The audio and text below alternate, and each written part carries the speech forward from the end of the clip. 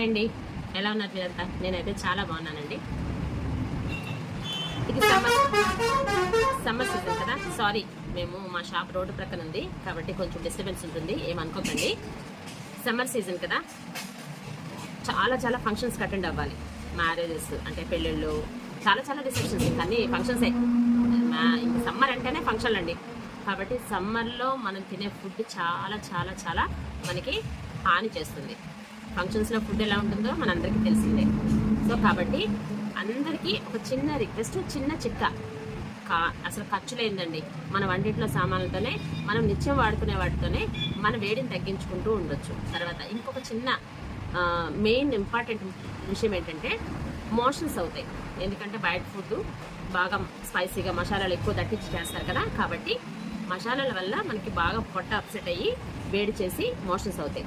So ఆ motions త్వరగా తగ్గాలన్నా, food తిన్న తర్వాత మనకి వేడి అనిపిస్తుంది అని అనుకుంటే ఆ వేడిని తగ్గించాలన్నా, ఇట్లా ఈ ఎండవేడి నుంచి మనం తప్పించుకోవాలన్నా కానీ మంచి చిట్కా అండి. ఏం లేదు, మెంతులు చూస్తున్నారు కదా, ఆవకాయల్లో, పులుసుల్లో అన్నిటికీ వేస్తాం. అలాగే ఈ పచ్చి మెంతుల్ని ఈ చిన్న స్పూన్తో, టీ స్పూన్తో 2 స్పూన్ల మెంతులు ఇలా చేతిలోకి తీసుకోండి. 2 స్పూన్ల మెంతులు తీసుకున్నాం కదా. ఇదిగోండి మజ్జిగ, పల్చగా కలిపిన మజ్జిగ. మీకు నచ్చితే సాల్ట్, ఉప్పు వేసుకోవచ్చు, లేకపోయినా పర్వాలేదు.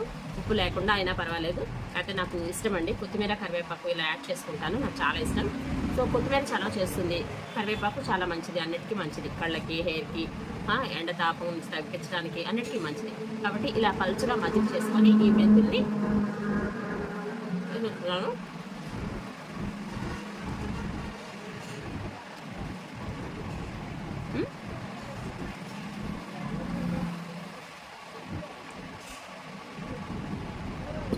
మీ ఇష్టం, నవలాలనుకుంటే మెంతులు నవలొచ్చు, చిన్న చేదుగా ఉంటాయి. ఆ చేదు భరించలేమనుకుంటే ఏం చేస్తామంటే మింగేయచ్చు.